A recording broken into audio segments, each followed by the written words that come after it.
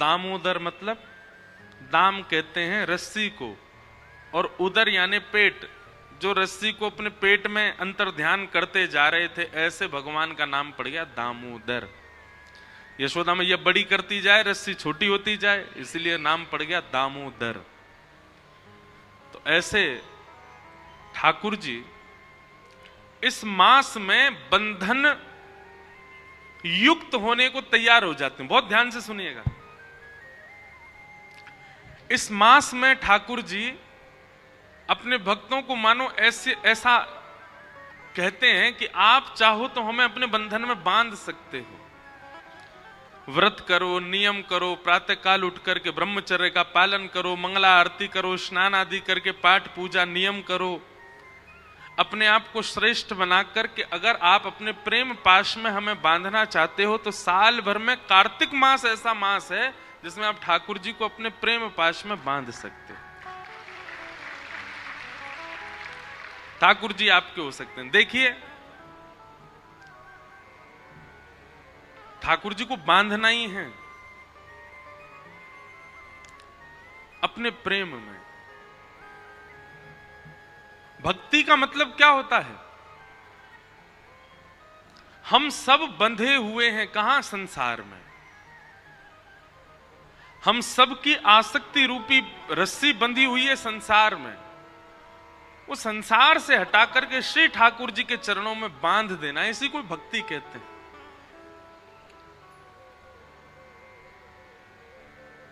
लेकिन संसार से जब हमारी आसक्ति रूपी रस्सी बंधी होती है तो हम बंधन में होते हैं, संसार तो मुक्त ही है। पर जब वह आसक्ति रूपी रस्सी ठाकुर जी से बांध दी जाती है तो ठाकुर जी भी बंध जाते हैं और हम भी बंध जाते हैं, दोनों बंध जाते हैं। फिर जहां जहां हम जाते हैं, अनुब्रजाम में हम नित्यम पूये ये तन्य रेणु भी, भगवान कहते हैं फिर जहां जहां मेरा भक्त जाता मैं उसके पीछे पीछे जाता हूं। तो ये बहुत पवित्र मास है, ब्रह्म मुहूर्त में उठने की विधा है। अब हमारी तो स्थिति ऐसी हो गई है कि हम इतने थक जाते हैं कथाएं करते करते। अभी हमको थोड़ा सब संत जन भी कह रहे हैं, घर के लोग भी कह रहे हैं, अब अवकाश करना शुरू करो, कथाओं के बीच में 2-4 दिन का अवकाश रखो, थोड़ा आराम करो, पर हो ही नहीं पा रहा है। अब तो ऐसा हुआ है कि हमको आगे की कथाएं स्थगित करनी पड़ी हैं आराम करने के लिए। लेकिन आप सब लोग तो मुक्त हैं, तो कम से कम कार्तिक मास में प्रयास कीजिए, ब्रह्म मुहूर्त में उठिए और ब्रह्म मुहूर्त में स्नान आदि करके। भोपाल में अगर आपको व्यवस्था हो, यहाँ पे मंगला आरती 4-5 बजे होती हो मंदिरों में, तो पता नहीं, हमारे वृंदावन का तो माहौल देखने वाला होता है कार्तिक मास में। सुबह से ही सब ब्रजवासी और दर्शनार्थी और आगंतुक जितने भी लोग होते हैं वे सब निकल पड़ते हैं। यमुना स्नान करेंगे, राधा वल्लभ, बांके बिहारी, राधा रमण, रास मंडल, सेवा कुंज, सब जगह मंगला करते हैं, ठाकुर जी के मंगल दर्शन करते हैं। तत्पश्चात दामोदराष्टकम का पाठ करते हैं, सुंदर सुंदर भावों का पाठ करते हैं, तुलसी जी की विशेष आराधना करते हैं, तुलसी के सूखे लकड़ों से ठाकुर जी की आरती करते हैं। हमारे एक पंडित जी बता रहे थे कि कोई संत कथा में कह रहे थे कि एक बार कोई चूहिया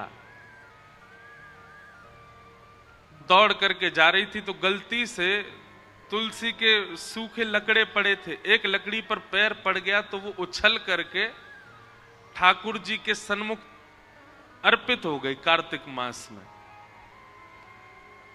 तो उसका परिणाम ये हुआ कि वो अगले जन्म में ठाकुर जी की कोई अनन्य सखी बन करके आई, अनन्य कोई प्रियसी बन करके आई। तो हम सब चुईया तो नहीं है, हम सब तो मानव हैं। कहने का अभिप्राय, भूल से भी यदि ठाकुर जी को तुलसी अर्पित हो जाती है या तुलसी के सूखी लकड़ी से ठाकुर जी की आरती हो जाती है तो कार्तिक मास में उसका फल देखो। पुनः हम एक बात कह दें, वृंदावन की जो रस रीति है ना, वो प्रेम की भरी हुई है, वहां पर पुण्य की कामना नहीं होती। आपके भोपाल में, इंदौर में, बंबई में, दिल्ली में, कलकत्ता में, चेन्नई में, पंजाब में, हिमाचल में, आदि आदि सब क्षेत्रों में पुण्य के लिए लोग भक्ति करते हैं, पर वृंदावन में पुण्य के लिए नहीं करते। वृंदावन में पुण्य की कामना नहीं होती है। वृंदावन में तो श्री कृष्ण चाहिए बस, और वो कृष्ण प्रसन्न रहे बस, ये कामना होती है। वहां पुण्य की कामना से कोई भजन नहीं करता। वृंदावन रस रीति अगर भाव आएगा तो कहूंगा इस कथा में। कार्तिक मास का आप सब लोग पालन करो। श्रीमद् भागवत जी का महात्मा हमने कल सुना। अब प्रथम स्कंद से कथा का प्रारंभ करते हैं। जन्माद्यस्य यतोऽन्वयादितरतश्चार्थे स्वविज्ञस्वराट् तेने ब्रह्म हृदय आदिकवये मुह्यन्ति यत्सूरयः तेजो वारिमृदां यथा विनिमयो यत्र त्रिसर्गो मृषा धाम्ना स्वेन सदा निरस्तकुहकं सत्यं परम धीमहि। भागवत जी के प्रथम श्लोक में परम सत्य को वंदन किया गया। परम सत्य क्या है? ठाकुर जी का नाम। बंधुओं, ठाकुर जी प्रत्यक्ष मिलेंगे यह जरूरी नहीं है।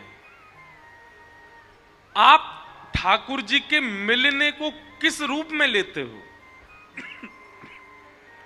बहुत ध्यानपूर्वक सुनिएगा। मुझे श्री कृष्ण मिल गए, इसको आप किस भाव से देखोगे? कि मेरे संग कृष्ण बैठते होंगे, मेरे संग कृष्ण खाते होंगे, मेरे संग कृष्ण सोते होंगे, मेरे संग कृष्ण डोलते होंगे, इसको आप समझोगे कि इनको कृष्ण मिल गए? नहीं। सब लोग बिल्कुल सावधानी से सुनिएगा। कृष्ण प्राप्ति के लक्षण क्या हैं? सबसे पहला, आपका हृदय प्रेम से अथाह भर गया हो। प्रेम से अथाह भर गया हो मतलब किसी सामान्य सी स्थिति को देखकर के भी आपका चित्त दया से भर जाता हो, आपके नेत्र सजल हो जाते हो, समझ जाना आपको कृष्ण मिल गए हैं। दूसरा लक्षण सुनो, अब ताली नहीं बजाओ, सुनो बस। हमें पता है आप सुन रहे हो। कई बार ताली के चक्कर में क्या होता है, 4 लोगों ने सुनी, उनने बजाई, 40,000 उसी के चक्कर में बजा देते हैं। कुछ अच्छा ही बोला होगा तभी तो सब बजा रहे हैं। ताली मत बजा, आप बस कथा सुनो। और हमको ताली की बहुत इच्छा नहीं है, बस जब कीर्तन किया करें तब बजाया करो आप। सबसे पहला लक्षण कि आपको कृष्ण प्राप्त हो गए हों तो आपके चित्त में अथाह दया हो जाएगी। अरे सामान्य सी गैया विचरण कर रही है, उस सामान्य सी गैया को विचरण करते हुए आप सोचोगे अरे बेचारी कैसे घूम रही है। ये ऐसी भावना, सहज दया प्रकट होने लग जाए, समझो कृष्ण मिल गए। दूसरा, आपके चित्त में विकार उत्पन्न जल्दी नहीं होते हैं, सदैव शुद्ध भाव बने रहते हैं। जैसे कई लोग होते हैं उनके चित्त में बहुत जल्दी विकार आ जाते हैं। किसी के सुंदर रूप को देख लिया तो काम प्रकट हो जाता है, किसी के अति धन को देख लिया तो लोभ प्रकट हो जाता है, किसी की व्यंजनों को देख लिया तो उसके प्रति आसक्ति प्रकट हो जाती है, कहीं पर व्यसन वस्तु देख ली तो उसके प्रति भोग दृष्टि प्रकट हो जाती। समझ रहे ना बात को? पर आपकी स्थिति कैसी? आपकी जल्दी जल्दी विकार उत्पन्न नहीं होते चित्त में। कोई कितना भी रूपवान आपके सामने आ जाए पर आप उसके रूप को देख करके ये विचार नहीं करते कि ये मेरा हो जाए, आप बल्कि उसके रूप को देख के ये विचार करते हो ये इतना सुंदर है तो इसको बनाने वाले ठाकुर जी कितने सुंदर होंगे, ये इतना रूपवान है बेचारे आदत हो गई आपकी ताली बजाने की। मारी फिर रुक गए, अरे हमको तो बजानी नहीं थी। कोई बात नहीं, पर सुनो, ये हम लक्षण बता रहे हैं। ऐसे लक्षण बहुत कम लोगों में मिलेंगे आपको, पर जिनमें मिल जाए ना, समझ जाना इनको कृष्ण मिल गए। इनके चित्त में कृष्ण है, इनके साथ कृष्ण है, इसीलिए इनका स्वभाव व्यवहार ऐसा ही है। तीसरा लक्षण कृष्ण प्राप्ति का क्या है? कोई आपको बोल दे ऐसे ही मजाक में, बोले क्या भोपाल में गंगा जी बह रही हैं, तो आप उस पर विचार नहीं करोगे, आप मान ही जाओगे, अच्छा आ गई होंगी, पहले तो नहीं थी अब आ गई होंगी। इतना भोलापन चित्त में आ जाएगा, आप चतुराई भूल जाओगे, आप अत्यंत सहज हो जाओगे, अत्यंत भोले हो जाओगे, समझ जाओ कृष्ण मिल गए। कोई आपको कह देगा कि आज सूर्य चंद्र एक दूसरे के गले में गलवैयां डाल करके आकाश में बैठे हैं, तो आप मान लोगे इस बात को, आप उस पर चिंतन नहीं करोगे, अच्छा होगा ऐसा, समझ जाओ कृष्ण मिल गए।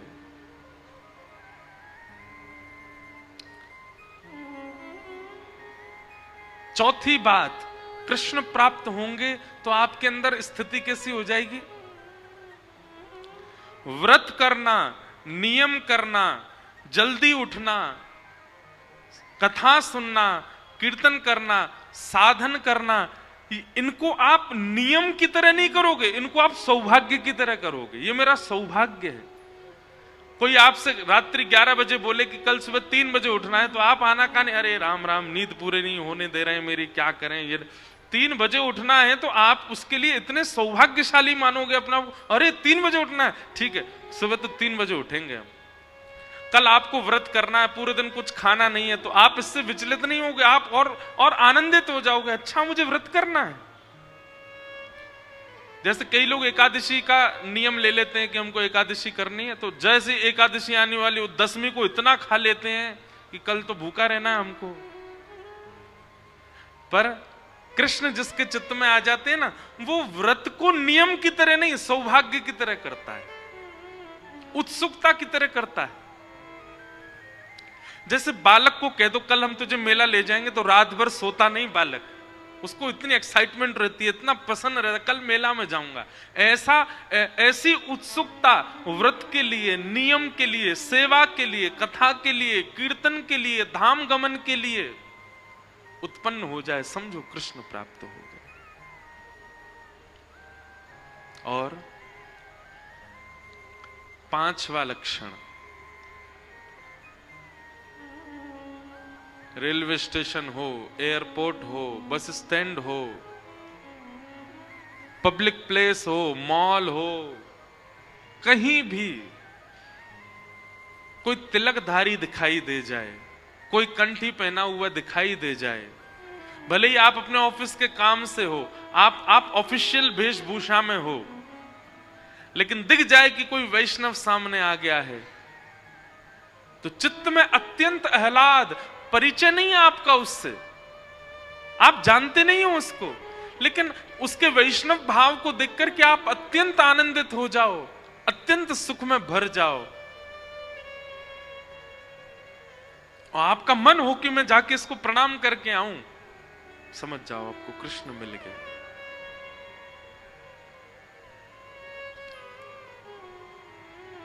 यह कुछ लक्षण हैं कृष्ण प्राप्ति के। कृष्ण मिल जाने का मतलब कृष्ण संग रहेंगे नहीं।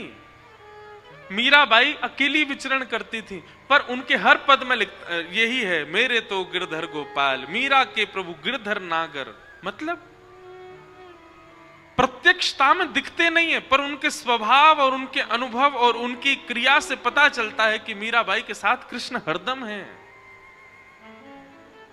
ऐसे ही हमारा स्वभाव, हमारे लक्षण, हमारे गुण, हमारी चाल चलन, क्रिया बताती है कि हमारे साथ कृष्ण है कि नहीं।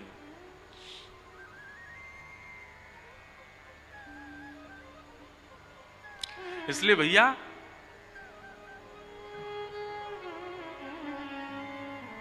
कृष्ण प्राप्ति का मतलब प्रत्यक्ष श्री कृष्ण संग रहे नहीं, आपके स्वभाव में, आपके गुण में, आपके व्यवहार में, आपके विचारधारा में परिवर्तन इस प्रकार का हो जो हमने बताया, समझो कृष्ण प्राप्त हो गए।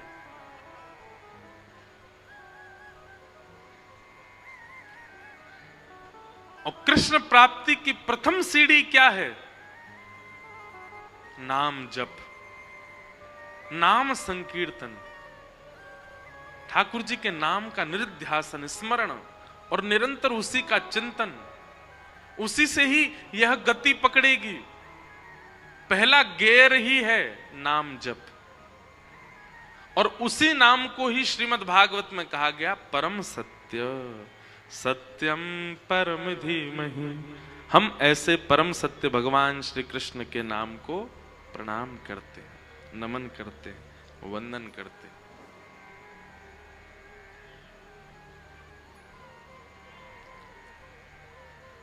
एक बहुत सुंदर पद है,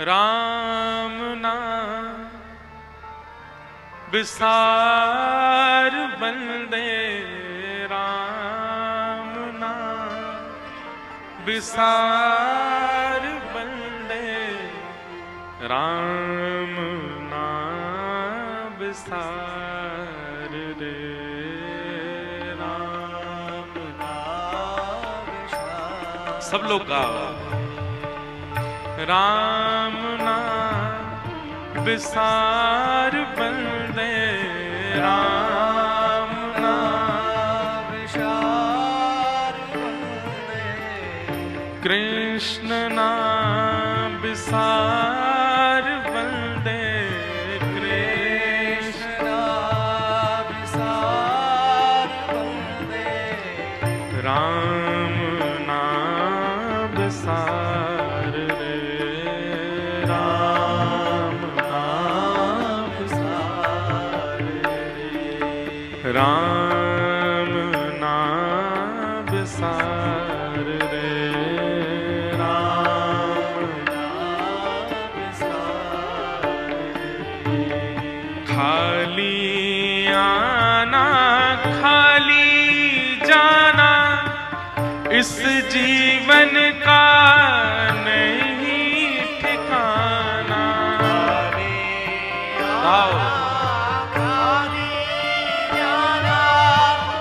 इस जीवन का नहीं ठिकाना, खाली आना खाली जाना इस जीवन का नहीं ठिकाना, खाली आना खाली जाना इस जीवन का नहीं ठिकाना, इसमें नहीं कुछ सार बंदे, इसमें नहीं कुछ सार बंदे, इसमें नहीं कुछ सार बंदे, इसमें नहीं कुछ सार बंदे, राम नाम विसार रे,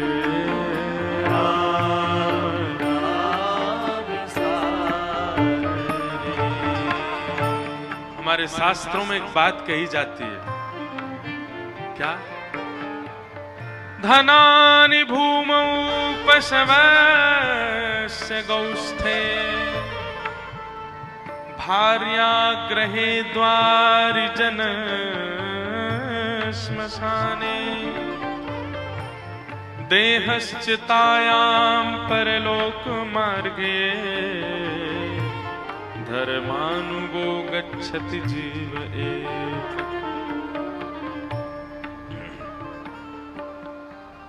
व्यक्ति की जब मृत्यु हो जाती है तो धनानि भूमौ, जितनी चीजें उसने संसार में आकर के कमाई हैं सब वहीं रह जाती हैं जहां रखी हैं। पशवश्य गौष्ठे, गाड़ियां सब अपने कारागृह में खड़ी रह जाएंगी, कोई साथ नहीं जाती। आप कहोगे महाराज जी धन और गाड़ी ये तो निर्जीव प्राणी हैं, जीवित लोगों की बात करो तो कहते हैं भार्या ग्रहे द्वारी, जिसके साथ 7 जन्मों तक रहने का आपने संकल्प लिया था, विवाह किया था, वो भी घर के द्वार पर खड़ी रह जाती, उससे आगे नहीं जाती। भार्या ग्रहे द्वारी जन श्मशाने, परिवार के सब जन भी केवल शमशान तक जाते हैं, उसके आगे वो भी नहीं जाते। आप कहोगे मेरा देह मेरे साथ जाएगा, तो ये भी नहीं जाएगा। देहश्चितायाम, ये भी चिता तक जाता है, बस साथ में जला देते हैं यहीं पर। तो फिर आगे जाता कौन है?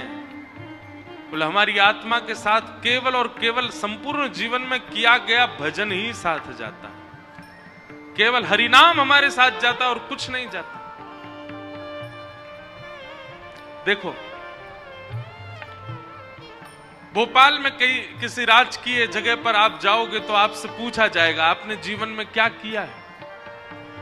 आपको कोई पुरस्कार दिया जाएगा तो संपूर्ण जीवन का ब्यौरा पूछा जाएगा, आपने क्या किया है, कितना काम किया है, कितना समाज सेवा करी है, कितना धन कमाया है, सब पूछा जाएगा। क्यों? क्योंकि इनसे ये संसार में प्रयोजन है।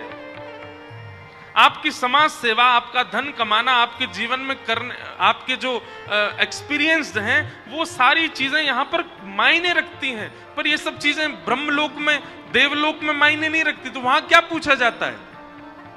यहां से जाने वाले से यही पूछा जाता है तेने जीवन में कितना भजन किया। क्यों? यहां जो कुछ भी किया है संसारी, वो वहां काम आने वाला नहीं है। रुपया ले जाकर के अमेरिका में चलाओ, पानी की बोतल खरीदने जाओ, 10 रुपया अमेरिका में दो, अंग्रेज भगा देगा आपको, बोले डॉलर लेके आओ, यहां डॉलर चलता है, यहां रुपया नहीं चलेगा। ठीक वैसे ही देवलोक में आपका सांसारिक काम नहीं चलता, वहां भजन चलता है। बंधुओं, एक हमारी बात सुनोगे? कटु सत्य है, पर संसार में सब लोग चाहे कितना भी प्रिय संबंधी क्यों ना हो, सब आपसे स्वार्थ से ही जुड़े हुए हैं। बहुत बेसहारा, नहीं, ठीक करो।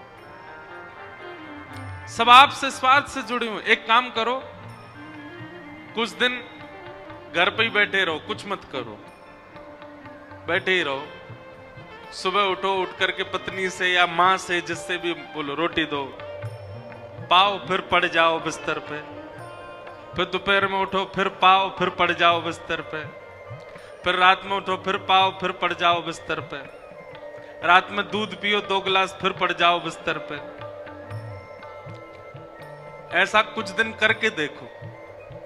15 दिन में, हम कान पकड़ के क्षमा मांग के बोल रहे हैं, 15 दिन में बच्चों को, पत्नी को, मां को, पिता को, भाई को, ताऊ को, दादी को, सबको खलने लगोगे।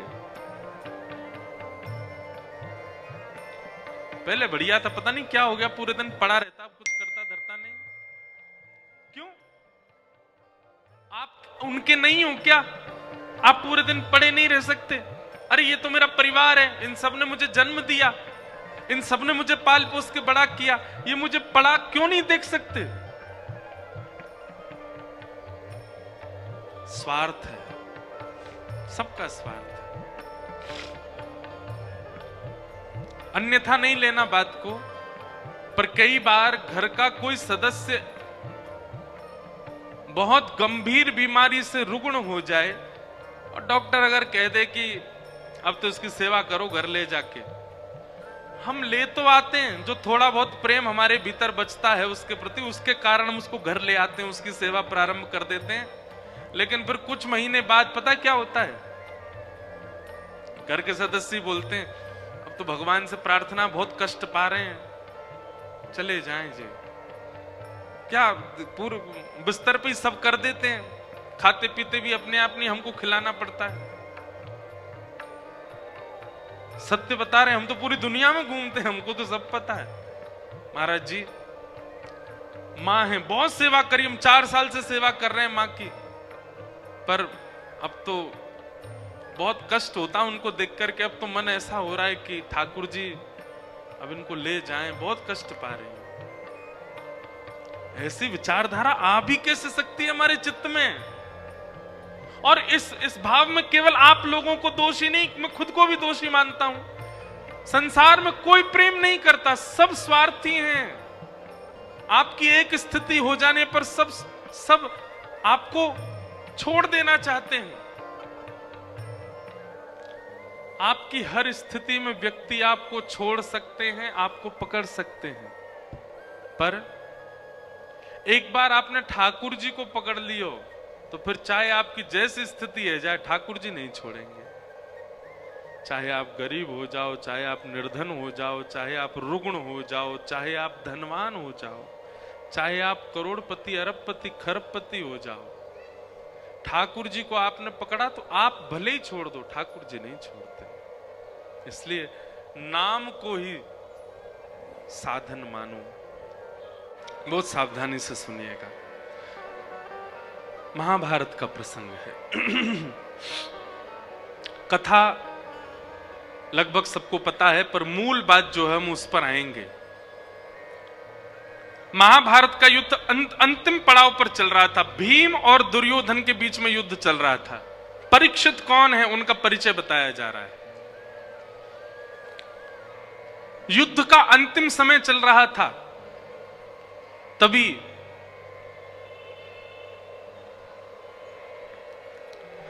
भीम ने अपनी प्रचंड गदा का प्रहार दुर्योधन की जंघा पर किया। भैया ये हेलीकॉप्टर अभी बंद कर दो, जब कोई कीर्तन हो तब चलाइएगा। हाँ, अभी इसको ले जाओ, सब नहीं तो इसी पर लद के अपने घर चले जाएंगे।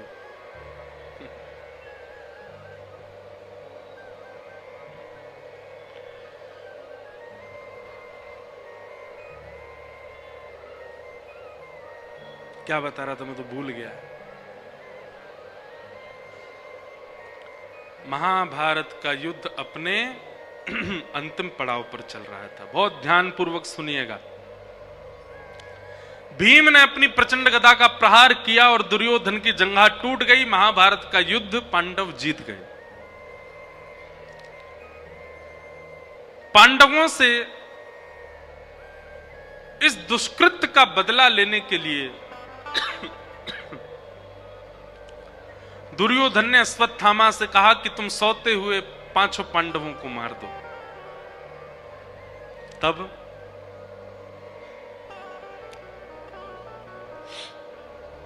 अश्वत्थामा मारने तो गए थे पांचों पांडवों को, पर भगवान पांडवों को लेकर के कहीं प्रस्थान कर गए, जिसके कारण द्रौपदी के 5 पुत्र मारे गए, पांडव बच गए। प्रातः काल का समय हुआ, जब देखा कि 5 पुत्र मरे पड़े हैं, रोने लगी द्रौपदी। अर्जुन को जब यह बात पता चली, अर्जुन ने संकल्प ले लिया कि जिसने भी 5 बालकों को मारा उसको जीवित नहीं छोड़ूंगा।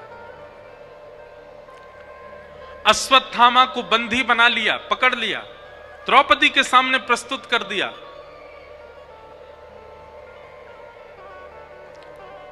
द्रौपदी ने हाथ जोड़ करके उवाच साहन्तस्य वन्धनानयनं सती उवाच चासहन्तस्य वन्धनानयनं सती मुच्यतामीश ब्राह्मणो नितरां गुरु। एक बात याद रखिएगा बंधु, ब्राह्मणों को और मातृशक्ति को कितना भी बड़ा दंड हो, उनको मृत्यु दंड देने का विधान नहीं होता। उनको मृत्यु दंड नहीं दिया जाता। शास्त्रीय बात है।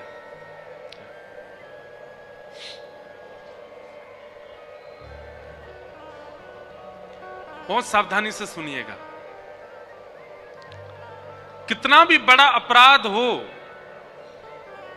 शास्त्र बात कहते हैं कि माताओं को और ब्राह्मणों को कोई भी दंड दिया जा सकता है, पर मृत्यु दंड नहीं। मृत्यु दंड नहीं मिलना चाहिए। एक बार मैं कहीं कथा कर रहा था तो मुझे किसी ने प्रश्न किया, महाराज जी एक बात बताओ, आप सब कथाकार इतना ब्राह्मणों का पक्ष क्यों लेते हो? सबसे ज्यादा जातिवाद तो आप लोग फैलाते हो। बताओ, ब्राह्मण कुछ भी करे उसको मारने का अधिकार ही नहीं है, ऐसे तो फिर सब गलत काम कर सकते हैं वो। देखो, शास्त्रों में दो प्रकार की बातें हैं। एक प्रकार की बात तो यह है कि कई बार कर्म से व्यक्ति का स्वरूप स्वभाव जाना जाता है और उसको मृत्यु दंड आदि जो भी दंड देना हो वो दिया जाता है। और यही भगवान कह रहे हैं कि ब्रह्म बंधुर न हंतव्य, ब्राह्मणों को मारना नहीं चाहिए, चाहे कितना ही बड़ा दंड हो। स्वयं भगवान ने रावण मार दिया, रावण भी तो ब्राह्मण था। भगवान कह रहे हैं ब्रह्म बंधुर न हंतव्य, स्वयं हिरण्यकश्यप का वध कर दिया, ब्राह्मण था। भगवान कह रहे हैं ब्रह्म बंधुर न हंतव्य, महाभारत के युद्ध में कृपाचार्य का वध करवाया, ब्राह्मण था। काल, स्थिति, परिस्थिति और कर्म से कई बार व्यक्ति का स्वरूप पता चलता है। भगवान गीता में कहते हैं चारों वर्णाश्रमों के कर्म क्या है, तब वहां ब्राह्मण के 4 कर्म बताए गए। बहुत ध्यान से सुनिएगा, क्या कर्म है? सबसे पहला पढ़ना, अध्ययन का अधिकार ब्राह्मण को होना चाहिए, पढ़े। और दूसरा पढ़ाना। तीसरा दान देना और दान लेना। केवल लेने का अधिकार नहीं होता है। अभी ब्राह्मण किस में स्थित हो गए? केवल ज्ञान बांटने में और दान लेने में नहीं। ज्ञान बांटने का अधिकार बाद में, पहले ज्ञान स्वयं लीजिए, स्वयं अर्जित कीजिए, तब उसको दीजिए। और दान लेने का अधिकार बाद में है, पहले दान करिए। ब्राह्मण को भी दान करना चाहिए और यजमान से ज्यादा ही करना चाहिए।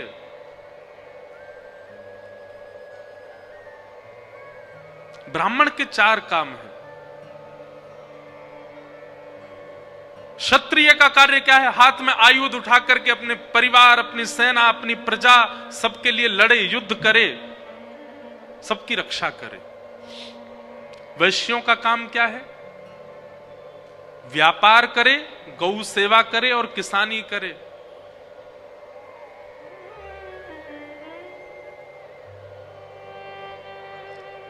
भगवान ने सबके कर्मों को बताया। और वहां ठाकुर जी कहते हैं कि यदि कोई वर्णाश्रमी अपने कर्म ना करके दूसरे वर्णाश्रम का कर्म करता है तो कहीं ना कहीं वो उसी वर्ण का ही माना जाएगा। भगवान कहते हैं रावण का कर्म था क्या? पढ़ना, पढ़ाना, दान देना, दान लेना, पर शस्त्र लेकर के मेरे सामने खड़ा है। इसका मतलब वो कर्म से क्षत्रिय है और उस समय उसका क्षत्रित्व वो प्रधान है, ब्राह्मणत्व प्रधान नहीं है। ब्राह्मण का स्वभाव स्वरूप नहीं होता युद्ध करना। वो क्षत्रिय बन के खड़ा है, इसलिए उसका वध हुआ। लेकिन कोई अपने ब्राह्मणत्व में स्थित है और कोई स्त्री अपने स्त्रीत्व में स्थित है और गलती से उनसे कोई अपराध बन जाए तो उनको दंड दिया जा सकता है, मृत्यु दंड नहीं, मृत्यु दंड नहीं। द्रौपदी के 5 पुत्रों को मारा है अश्वत्थामा ने, लेकिन द्रौपदी अर्जुन से कहती है इसको मत मारो। क्यों ना मारे?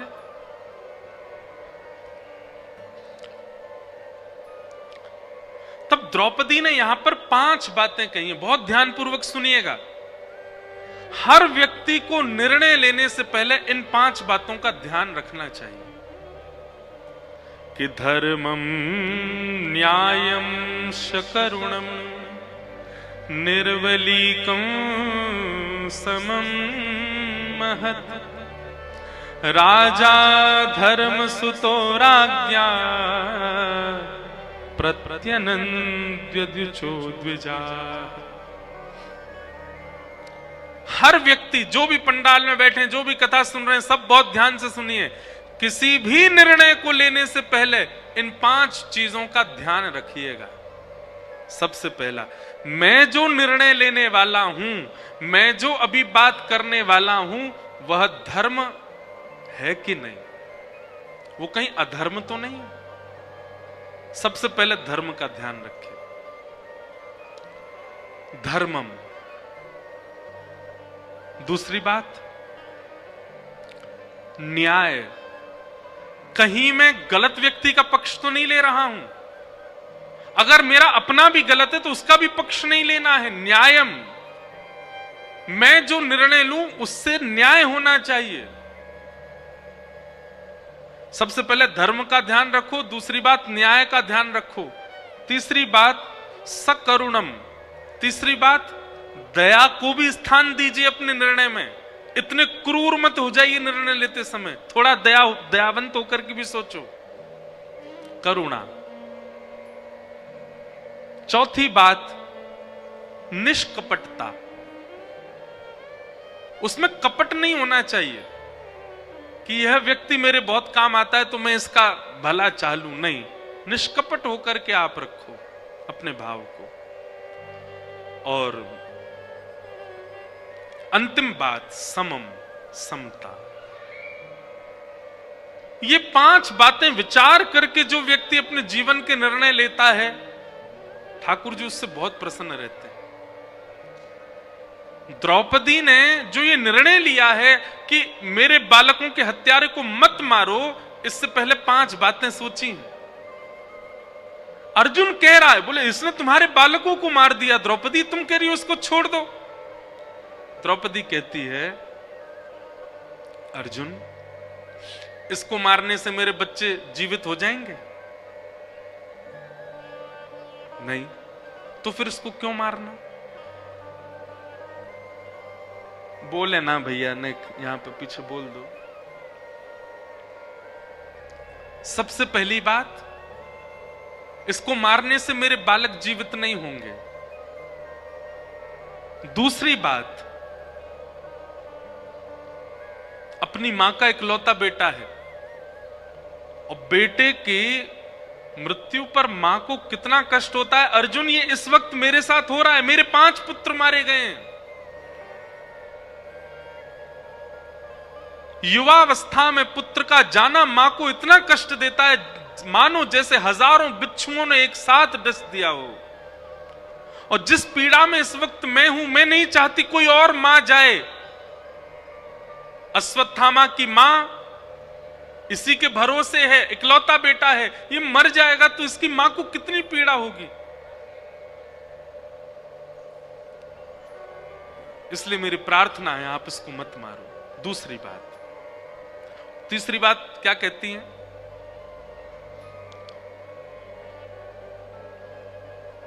इनकी माता जी के पति को आपने पहले ही मार दिया रणभूमि में, तो इसका मतलब पति नहीं है, केवल पुत्र है। उस पुत्र को भी मार दोगे, वो कहां जाएगी?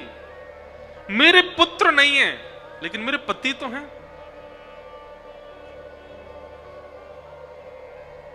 5 पुत्र नहीं है तो क्या हुआ?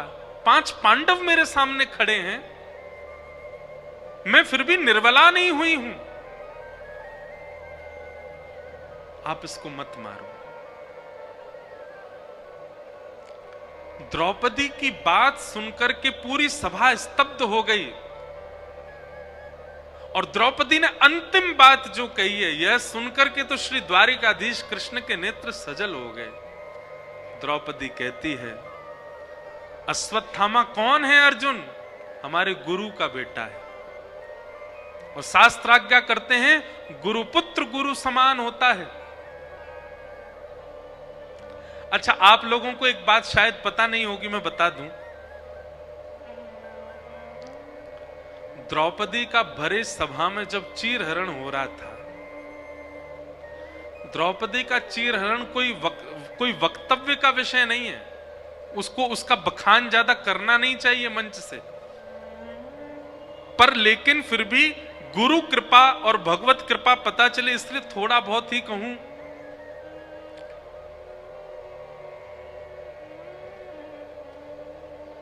ऐसा दृश्य था द्रौपदी चीरहरण का कि जिसको कोई देख नहीं सकता।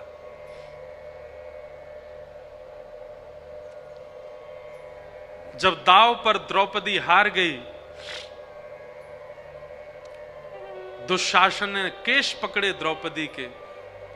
अत्यंत पवित्रात्मा द्रौपदी, जिनका नाम पंच कन्याओं में शास्त्रों में बताया, रोज सुबह उठकर के यदि पंच कन्याओं को प्रणाम किया जाए, जिसमें एक द्रौपदी है, तो उसका दिन मंगल में होता है। ऐसी पवित्रा द्रौपदी, उसके केश पकड़ करके घसीट रहा है दुशासन भरे सभा में। निर्बला दुर्बला द्रौपदी अपनी रक्षा कर रही है, और उसके मन में एक विश्वास है कि मेरे पति मुझे नहीं होने देंगे, ये मेरी रक्षा करेंगे। लेकिन पांचों पांडव अपनी नजर नीचे करके बैठे। दुशासन निर्वस्त्र कर रहा है भरी सभा में। द्रौपदी मन में विचार कर रही है कि मेरे पति मेरी रक्षा नहीं कर रहे। बड़े बड़े आचार्य यहां बैठे हैं, बड़े बड़े मेरे कुल के श्रेष्ठ लोग यहां बैठे हैं, ये मुझे निर्वस्त्र नहीं होने देंगे। अरे कोई अपनी बहू को ऐसे कैसे निर्वस्त्र होने दे सकता है? लेकिन सब नीची नजर करके बैठे थे। द्रौपदी ने अंत में अपना बल लगाया कि मैं क्षत्रिय नारी हूं, मैं अपनी रक्षा स्वयं कर सकती हूं। लेकिन जब दुशासन के बल के आगे द्रौपदी स्वयं की रक्षा भी नहीं कर पाई, तब दक्षिण भारत के एक प्रकांड विद्वान इस बात पर टीका करते हुए कहते हैं कि द्रौपदी ने दोबारा किसी को नहीं देखा। पांडवों को एक बार देखा, उन्होंने सिर झुका लिया, तो पांडवों को दोबारा नहीं देखा। भीष्म पितामह, द्रोणाचार्य आदि जितने भी यहां श्रेष्ठ जन बैठे हैं, इनकी ओर भी एक बार देखा, इन्होंने रक्षा नहीं की, तो दोबारा द्रौपदी ने उनको भी नहीं देखा। तीसरी बार द्रौपदी ने जब अपना बल स्वयं रक्षा में लगा दिया, जब वह भी काम नहीं आया, उसके बाद द्रौपदी ने एक व्यक्ति को दोबारा देखा। किसको? सभा में बैठे हुए कृपाचार्य, गुरु कृपाचार्य। क्यों देखा? द्रौपदी के मन में एक भावना उत्पन्न हुई, ये कौन है? ये गुरु हैं। गुरु की इतनी महिमा शास्त्रों में बताई है, गुरु का इतना भाव शास्त्रों में बताया गया। गुरु गोविंद दोनों खड़े काकेला, कबीरदास कह रहे हैं, बलिहारी गुरुदेव की जो मोह गोविंद दियो बताए। गुरु ब्रह्मा गुरु विष्णु गुरु देवो महेश्वरा, गुरु साक्षात पर ब्रह्म तस्मै श्री गुरुवे नमः।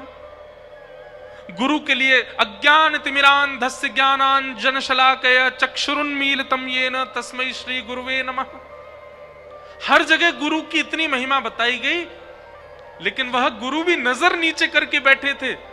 फिर भी द्रौपदी ने एक बार और गुरु की ओर देखा। क्या? एक तो आप हमारे गुरु हैं, दूसरे आप आचार्य हैं, और तीसरा आपका नाम ही है कृपा।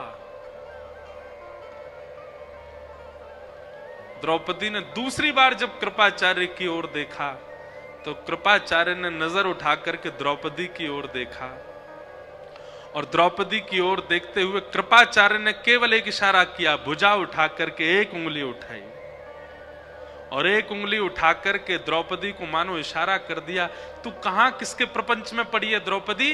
तू किसकी शरण में जा रही है? तू किनसे शरणागति मांग रही है? तू किनसे अपनी मदद करने की भीख कर रही है? तेरी रक्षा केवल एक कर सकते हैं, और वो एक इस ब्रह्मांड के नायक, इस ब्रह्मांड के जगत नियंता, जगदाधार, जगदीश्वर हैं। एक बार उनको पुकार।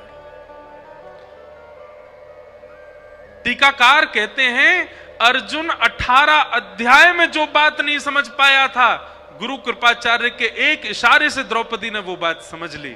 क्या? सर्वधर्मान परित्यज्य माम एकम शरणम ब्रज, सबको छोड़ हरि को भज। तब अंतिम स्थिति में द्रौपदी भुजा उठा करके कहती है, हे कृष्ण द्वारिकावासी देव देव जगतपते, हे जगतपते, हे द्वारिकावासी श्री कृष्ण, कौरवम परिभूतम वा किम न पश्यसि केशव। आपको दिखाई नहीं दे रहा है आपकी निर्बला दुर्बला बहन को ये कौरव सब निर्वस्त्र कर रहे हैं, आप चुपचाप कहां बैठे हैं नाथ।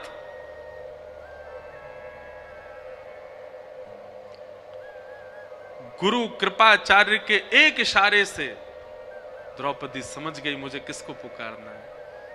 सूरदास जी का एक पद है, प्रभु जी मोरी क्या बिगड़ेगी, जाएगी लाज तुम्हारी।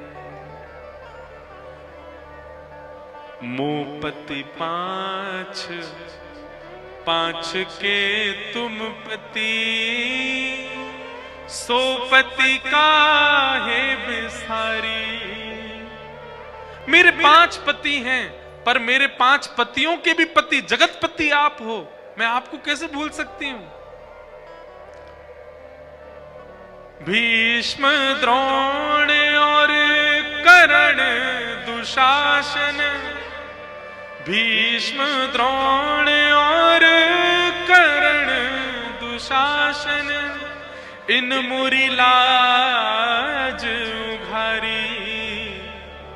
प्रभु जी मोरी क्या बिगड़ेगी, जाएगी लाज तुम्हारी। और अंत में तो कह दिया, शूर शाम तुम पछताओगे, कब, जब मुझे देख उघारी। अरे कहीं आपने आने में विलंब कर दिया और कहे मैं कहीं उघारी अवस्था में हुई तो नाथ पछताओगे मुझे देख करके। फिर कहते हैं भगवान श्री कृष्ण रुक्मणी जी के साथ द्वारिका में चौसर खेल रहे थे जिस समय द्रौपदी पुकार रही थी। और चौसर खेलते खेलते ठाकुर जी अत्यंत क्रोध में भर करके खड़े हो गए।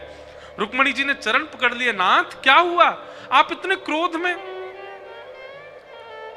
भगवान ने दोनों मुट्ठियां बांध ली और कहने लगे, रुक्मणी जी आप प्रस्थान करो, वैकुंठ को प्रस्थान करो। क्यों? बोले क्योंकि अब यह पृथ्वी नष्ट होने वाली है, ब्रह्मांड नष्ट होने वाला है। मेरी अनन्य भक्ता द्रौपदी का चीरहरण किया जा रहा है। इस ब्रह्मांड को मैं नहीं रहने दूंगा जिस ब्रह्मांड में मेरे भक्त का चीरहरण किया जा रहा है। रुक्मणी जी ने समझाया, बोले नाथ इस ब्रह्मांड में अनेक भक्त रहते हैं, अनेक वैष्णव रहते हैं। एक भक्त के लिए आप पूरे ब्रह्मांड को नष्ट करेंगे, कितने भक्त मर जाएंगे। ऐसा मत करो नाथ। ठाकुर जी कहने लगे, तो फिर मैं हस्तिनापुर को नष्ट कर दूंगा। रुक्मणी जी कहने लगी, हस्तिनापुर में विदुर जी भी तो रहते हैं, हस्तिनापुर में 5 पांडव भी तो हैं, हस्तिनापुर में भीष्म पितामह भी तो हैं, यह भी तो आपके भक्त हैं।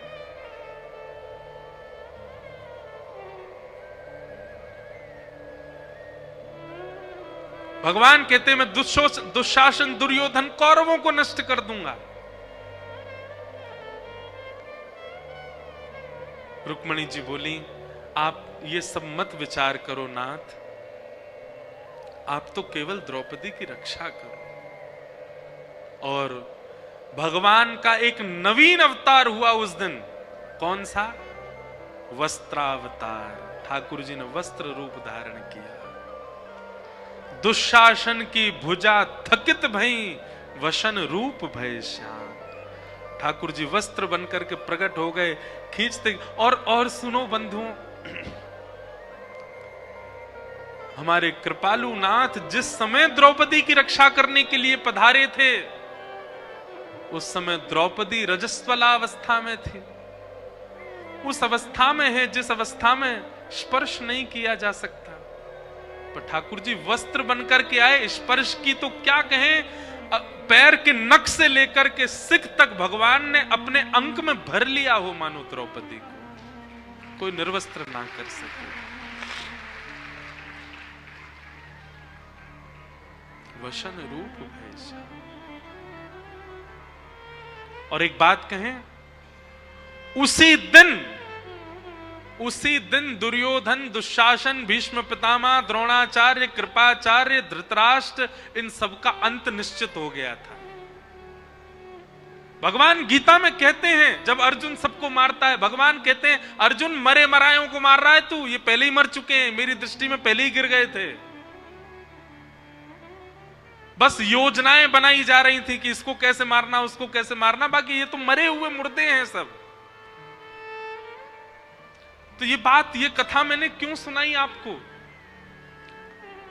द्रौपदी ने आज अश्वत्थामा को छोड़ दो, यह बात अर्जुन से कहते हुए अंत में कहा कि हमारे गुरु का बेटा है, वही गुरु कृपाचार्य जिन्होंने भरी सभा में मुझे संकेत, भले ही कृपाचार्य कौरवों के पक्ष में थे, पर हैं तो वो गुरु। बंधु, गुरु शब्द बहुत पवित्र है। गुरु व्यक्ति कैसा भी हो, गुरु व्यक्ति का स्वभाव स्वरूप कैसा भी हो, यदि शिष्य की निष्ठा श्रेष्ठ है तो गुरु अपने आप श्रेष्ठ हो जाएगा। गुरु का गुरुत्व शिष्य के शिष्यत्व पर निर्भर करता है। पति का पतित्व पत्नी के पातिव्रत पर निर्भर करता है। पत्नी का पतित्व, पत्नी का पत्नित्व पति के पत्नीव्रत पर निर्भर करता है।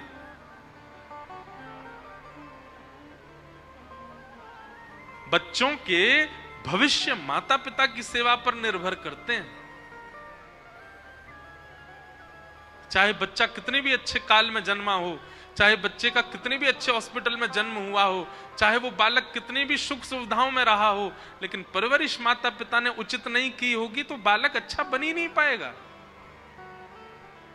ऐसे ही गुरु कितना भी श्रेष्ठ हो, शिष्य का शिष्यत्व यदि श्रेष्ठ नहीं है तो गुरु श्रेष्ठ नहीं हो सकता। कृपाचार्य भले ही कौरव पक्ष में थे, पर द्रौपदी ने उनको पुनः इसलिए देखा क्योंकि वो गुरु हैं। गुरु शब्द में कुछ तो बल होगा ना। और तभी गुरु कृपाचार्य ने उंगली करके दिखा दिया, द्रौपदी एक की शरण में जाओ, और वह एक केवल परमात्मा है। आज द्रौपदी अर्जुन से कह रही है, जिन गुरु की वजह से आज मैं अपनी लाज बचा पाई, उन गुरु का पुत्र, उन गुरु को तो महाभारत युद्ध में मार दिया तुम लोगों ने, लेकिन कम से कम उनके पुत्र को तो जीवित छोड़ दो। अरे मेरे ऊपर ही कृपा नहीं की कृपाचार्य जी ने, तुमको धनुष उठाना उन्होंने सिखाया, तुमको बाण चलाना उन्होंने सिखाया, तुमको युद्ध भूमि में खड़ा होना उन्होंने सिखाया। क्या हुआ अगर उन्होंने कौरवों का पक्ष लिया? तो थे तो वो हमारे गुरु। कम से कम उनके पुत्र को तो मत मारो। गुरु के बड़े एहसान है हमारे ऊपर, गुरु की बड़ी कृपा है हमारे ऊपर, अर्जुन उनके पुत्र को मत मारो। यह बात सुनते ही दूर खड़े द्वारिकाधीश के नेत्र सजल हो गए। और आज भगवान ने उपहार के रूप में द्रौपदी को कुछ देना चाहते हैं। कितनी दयालु है, कितनी करुणा है इसके चित्त में। भगवान सोच रहे हैं मैं क्या दे दूं द्रौपदी को।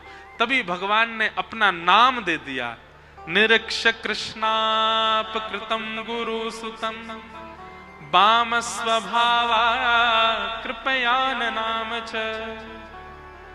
भगवान का नाम है कृष्ण, और द्रौपदी को भगवान ने नाम दिया कृष्णा। ठाकुर जी ने नाम दिया कृष्णा। भगवान ने द्रौपदी को हृदय से लगा लिया, वो कह दिया सबको, बोले आज के बाद द्रौपदी को जो भी देखे कृष्णा कहकर के पुकारे। मैंने अपने नाम से संबोधित किया है। क्यों? मैं दया का देवता हूं, बहुत दिन से दया की देवी ढूंढ रहा था, आज मिल गई मुझको। ये दया की प्रत्यक्ष प्रतिमूर्ति है, इसलिए भगवान ने अपना नाम द्रौपदी को दिया। बोलो भक्त वत्सल भगवान की। भगवान बड़े अद्भुत हैं।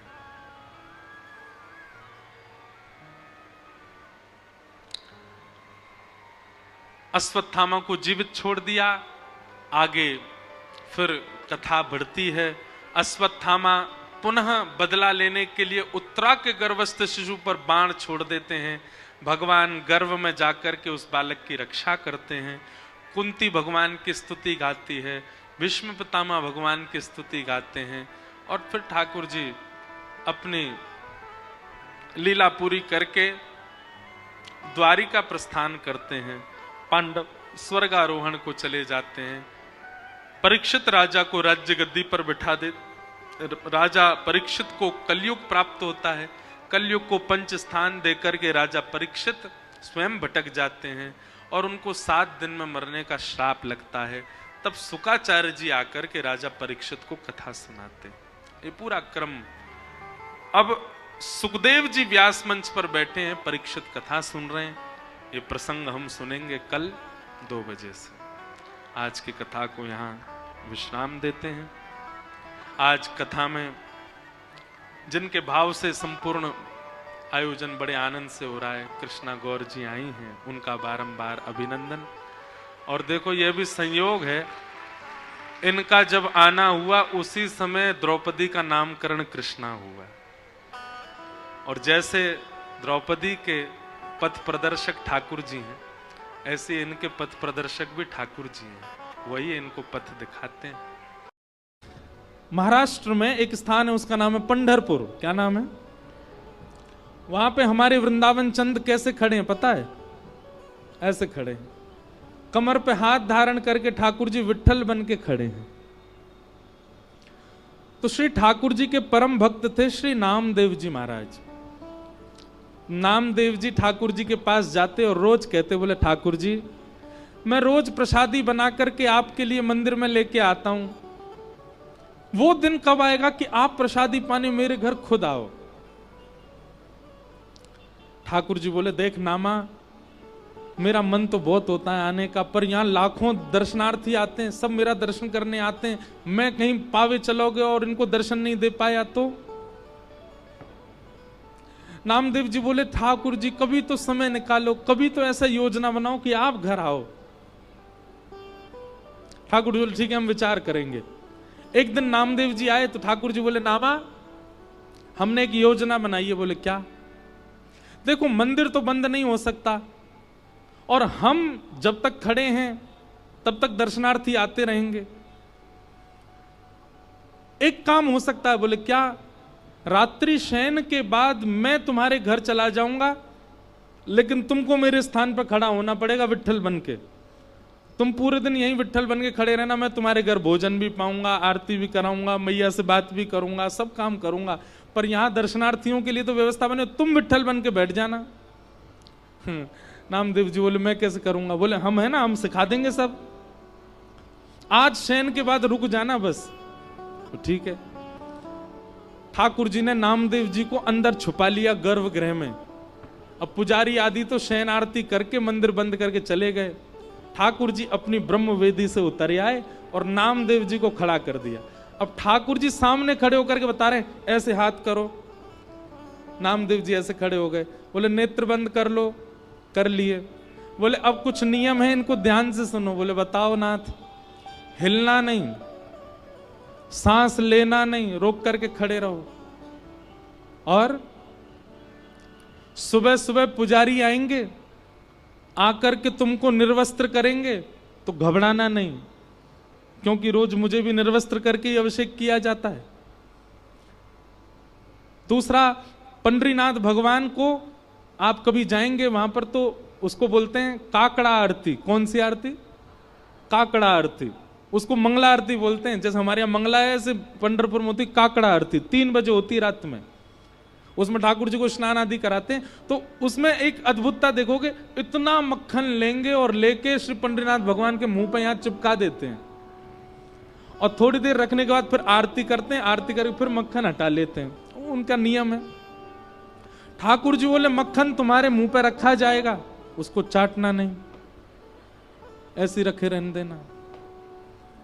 दुनिया भर के लोग माला पहनाएंगे, उनमें कीड़े काटेंगे, चिल्लाना नहीं। मतलब मानो नामदेव जी को ठाकुर जी बता रहे ठाकुर बनना कितना कठिन है। अच्छा, एकमात्र पंढरपुर ऐसा स्थान है, धाम है पूरे भारत में, जहां पर हर दर्शनार्थी जाकर के श्री पंडरीनाथ भगवान को गले से लगा सकता है। हर दर्शनार्थी अंदर जाएगा गर्भगृह में, और श्री पंडरीनाथ भगवान को ऐसे उनके चरणों को अंक से भरने का अधिकार मिलता है। बोले दुनिया भर के वैष्णव आएंगे, अपना माथा फोड़ेंगे,